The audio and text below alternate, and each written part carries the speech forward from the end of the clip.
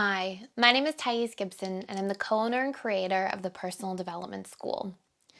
This is your daily breakthrough video, and in this video, I'm going to talk to you a little bit about how to deal with or address a dismissive avoidant, but also a fearful avoidant or anxious preoccupied or secure for that matter, being passive aggressive in their communication.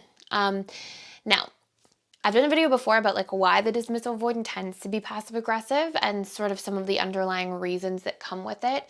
I will do a quick synopsis of this really briefly for a moment, but then I'm going to actually talk to you about like a script and something you can say and how you can address this so that you actually resolve it, because I know passive aggression can be extremely triggering for some people, and it can also be a total it can just create a total lack of resolution in a situation that we really want to be able to address and set a boundary around.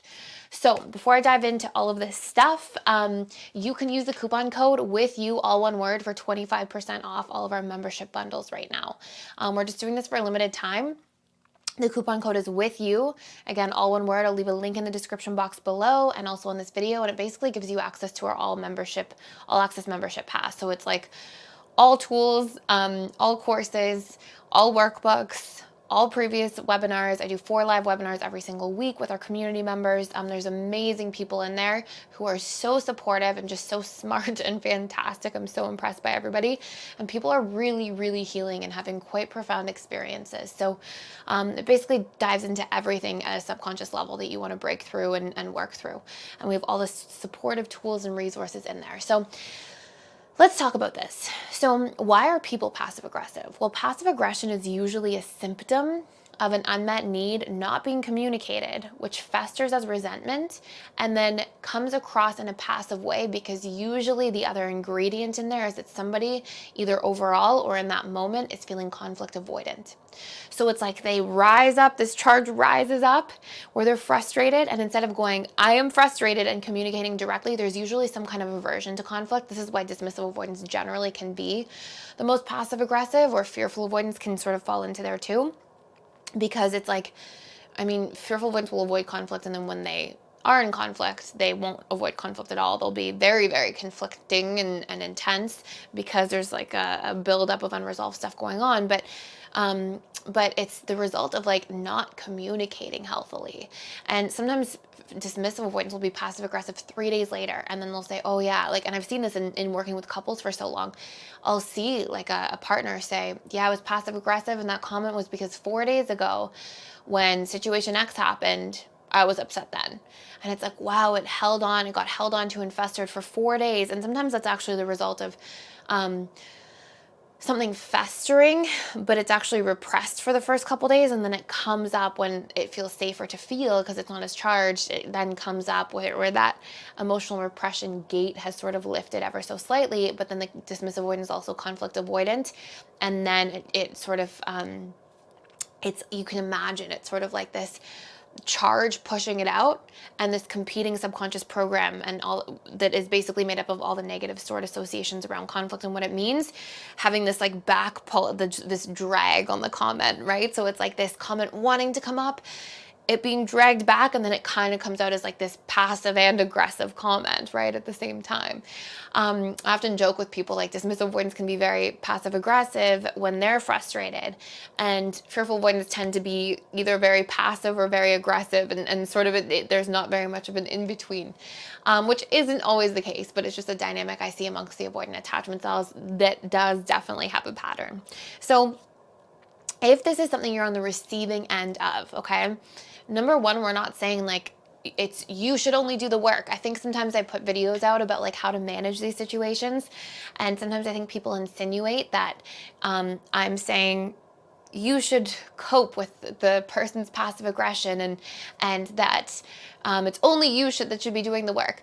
And the answer is no, I'm never saying that. I'm just giving you supportive tools for you to work on empowering yourself, healing yourself, addressing situations in the best form possible, because the more healed and clear and clean of painful programs you become, it is so much easier to leave relationships that are not working. We're not stuck in dynamics that are toxic because we don't have programs that keep us there. We do the work, we empower ourselves, and then we can be ready for the best relationship possible. But that starts with the best relationship to ourselves. And so much of this channel is about you doing that inner work so that you can then create everything else that you want to create externally. So if this is you in a dynamic on the recipient end, this can be a coworker that's passive aggressive, this can be a partner, this could be one of your children, this could be anybody. If you're in this dynamic, I always recommend calling it out directly. And I don't mean like calling it out like getting all angry and like calling somebody out. I mean like just being extremely approach oriented. Nothing ends passive aggression in another person's actions like just direct approach oriented behavior. So you can say something like this, and then I'll go through and tell you, like I'll break it apart after for you and tell you why it matters and what key parts are necessary and why it works. So you might say something like, hey, I don't know if you meant anything by that, but that comment you made felt really passive aggressive and sort of filled with contempt to me. If there's something specific you'd like to speak about, I would love if you can speak to me directly about it, and please know that you can do so and I'm happy to hold space for it. However, if there's just passive aggressive remarks that are being remade, it's definitely really counterproductive, and I unfortunately cannot hold space for that in this relationship. And so that's something I would say around that. Again, I'm always overdoing it in these script videos, and in the whole course. I did a whole course about this, and I'm always making it as detail oriented as possible so you can shorten it, you can take key parts, but that you see the overall picture. Now, why is somebody passive aggressive?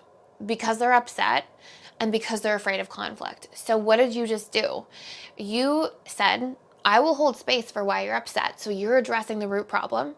You also set a boundary around the passive aggression because it's very counterproductive, and it just leaves both people feeling resentful, and it's somebody like sort of spitting poison at another person, and it doesn't do anything except create resentment on both ends. So you said, I'm not okay with that.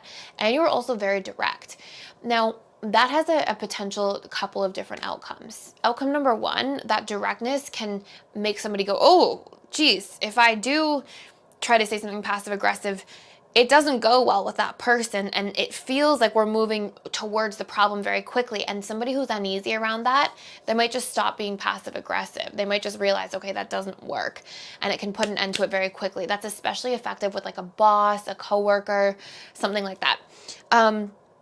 In a relationship dynamic, by you doing that, you're also letting the person know, like, I want to hear the root problem, and it doesn't feel good for me to be on the receiving end. So you're reminding somebody who's usually, if they're being passive aggressive, they're quite immersed in their own internal reality, and they're so like engulfed in that moment by their frustration towards you for something that they're not realizing that, hey, I'm actually starting a conflict, I'm actually starting a fight, I'm actually hurting somebody through saying or doing these things, and that's highly counterproductive, and that has an impact as well. And in fact, that only brings me further back towards the conflict.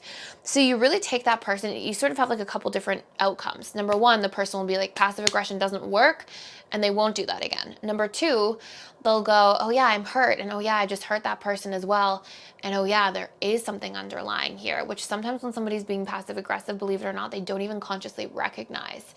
And then it actually creates a dynamic where open communication becomes a new trajectory instead of this like stifled resentment, passive aggressive remarks that are happening. So I hope that makes sense.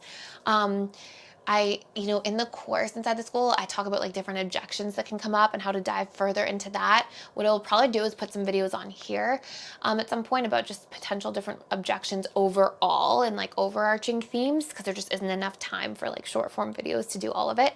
But maybe some like overarching themes of different objections that can come up in communication around sort of key scenarios, and try to link them back a little bit. But for the most part, like these scripts and the way that they're written, they are written to target all core problems of how communication can go wrong. So they're very effective.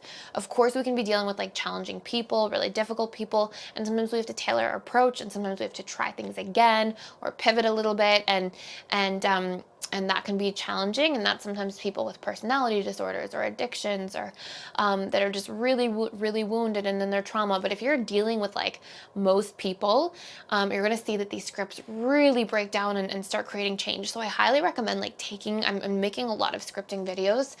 And I just recommend like taking them in and like learning about these principles of communication and recognizing some of the patterns behind them, like validating people's emotions, being approach oriented, opening the dialogue instead of closing it. Like you'll see a lot of these patterns embedded within, and I try to go back and sort of talk about them too. So anyways, this is such an important topic to me, and it's been so powerful for me as a human being to learn how to effectively communicate, and it's transformed all of my relationships and all of my relationships in life to come, and I'm so grateful for it. So I spent a lot of time studying this and studying the principles